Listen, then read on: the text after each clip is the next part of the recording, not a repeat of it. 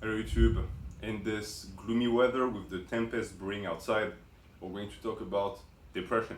Now, I want to use this channel as a resource for people who have some mental disabilities, who are not neurotypical, but who still want to pursue bodybuilding, who still want to create a body they can be proud of and be very comfortable in, because it is my belief that that has a massive influence on your mental health. I personally am neurotypical. I was never diagnosed with any type of depression, anxiety, ADHD, autism. That being said, I've had in the past periods of time where I wasn't my best self and I had my demons as well. And what helped me get in control of my life was lifting, training. This is a very important part of me.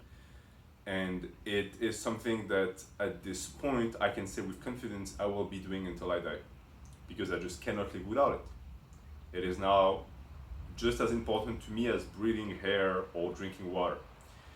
So I want to share my knowledge, but of course keep in mind it's coming from someone who hasn't experienced those things firsthand. And let me also say I do not subscribe to the just tough it up mentality and people who say, oh, it's all in your head and just go outside and take some fresh air. Yeah, it's just in your head. It's hormonal. It's the chemistry of your brain and your body. You cannot really fight against that. That being said, you can influence it, and at the end of the day, you're the captain of the boat. But of course, it's much easier to be the captain of a boat that floats just right and is actually maintaining cap than a boat with a bunch of holes with a ton of wind, right? Some people have a tougher time navigating this life. Does it mean that you need to let the boat sink? No. You fight teeth and nails, and you fight for yourself, for your own sake. So now that that's being said, we're going to talk about a question that a subscriber asked a long time ago. If you ask a question and I say I will make a video about it, I will. But it might take a long time. It might take a year, but I will eventually get to it. So the question was, let's talk about bodybuilding, but with the perspective of someone who is depressed, meaning that they don't sleep well, their metabolism is slowed down, they have very low energy during the sessions, and they want to sustain a caloric deficit. So I'm going to say it right off the bat, the caloric deficit, being that, don't do that. It's already tough for people who are mentally stable, who don't have depression, to sustain a happy mood and high energy levels on the caloric deficit. Most of the time people have mood swings, they're angry, they're irritable, you get dark thoughts.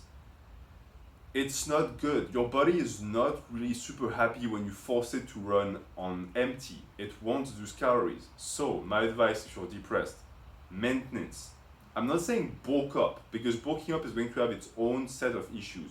Maintain, stay at the same level of calories, don't go under that.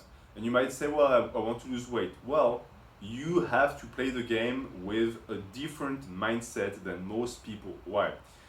If you're depressed and you already established a discipline to train and follow a diet, you're already ahead of the game, and I would say you have a great handle on your depression. A lot of people I know who are depressed, they've never gotten to that point. They are not able to create a routine. They're not able to maintain it with consistency, because eventually the depression has it in its grasp again, and they get blue and they spend 3 days in bed. So from what I've sensed from the comments, that person wasn't in that scenario. I cannot really help you if you are, because in reality the only advice I can give you is just do it. Just start doing it. Start with a shower. Start with taking a shower. Then start with putting on clothes. Then start with going outside for a 2-minute walk. Then try and get to work, etc., etc. You need to build up to it. And eventually that piling up of small things is going to establish a routine, and you can hopefully integrate working out in it and keep at it and fight off the depression. But once it's established with the prerequisites that this viewer gave me, if you have low energy, what does that mean? It means that your sessions are not going to be as long. If you have poor quality sleep, it means what? It means that your recovery is not going to be as good. If you have low metabolism, what does that mean? It means that you are potentially going to not have the highest hormonal profile. One thing that could be good with that low metabolism thing is that it's going to be, in a sense, easier to make sure that the calories you intake go towards muscle building. But I see what they meant when they said that they meant that the functions of the body were not at the top. And I get that. So you're basically telling me that the depression that you suffer from is slowing down the machine. It's already impairing your ability to control your own mind, which is damaging enough. But on top of that, once you've managed to make the Herculean effort to control that and get the routine going, you're still affected. Well, sadly, depression is something you're going to have to deal with for the rest of your life if it's something you were born with. Some people get seasonal depression, they get depression from side effects of drugs, but some people, their brain are just wired that way. Does it mean that it's a fatality? No, you can still get it under control. I know people who do that. Now, I'm personally not super 100% for drugs, especially the drugs we give to people who have anxiety, depression, ADHD, all of that, because it's a crutch. And if it's something you need and you live well with it and the side effects, then keep doing it. I'm not saying get off your meds. I am saying if it's not working, you might have to think about a way to get your life back without those drugs.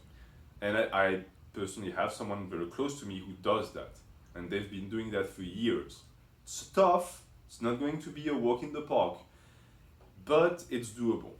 And lifting is going to help a lot, right? Because once you get it going and you have the discipline, you're going to get a lot of endorphins from that, a lot of dopamine from that, and your brain is going to ask for more and more. And it's going to also make you more social, it's going to reduce your anxiety that might be linked with the depression. So it's a must do, in my opinion. Training is important, even if it's just a bit. So let's get back to the three notions. Because your sessions will not be as long, we're not going to focus on that, right? It doesn't mean that you have to completely ignore volume and intensity, no, but you're going to treat it as a secondary, it's a secondary priority for you. Your number one priority as someone who is depressed is consistency. So the entirety of the program needs to be tailored towards getting you in the gym, getting that routine in. And I would say for people who have depression, train every day. Even if you'll make less gains. Let's say you're the type of person who would benefit from doing 3 times a week because you're a novice. Screw that. Every day. It's going to structure your life much more. You're going to get that exercise high every day, and it's going to be just great for your mental health. Forget about getting big biceps. We're trying to get you to control your depression. So that's one thing. Don't worry about lacking energy within your workouts. Do what you can, and when you're burned, go home. Okay? We don't want you to extend that time in the gym because it's going to make you unable to go back the next day, and also it will develop bad feelings towards the gym. It's something that I've personally noticed, and I might talk about that in the hypertrophy series. Even besides the issue of training once you've reached the point where you cannot go back to baseline and you're basically doing junk volume, what you're really doing also is you're making the gym a chore. You're doing something that you don't like. You're just staying in there where your body and your minds are done. So when you're done, you go home. Don't worry about not being able to be a beast in the gym. This is not your job right now. As far as the poor quality sleep, there are multiple ways to have better quality sleep. Even with depression, I will make videos about that because I have people on the channel who suffer with insomnia. But it's the same logic. You get poor quality sleep.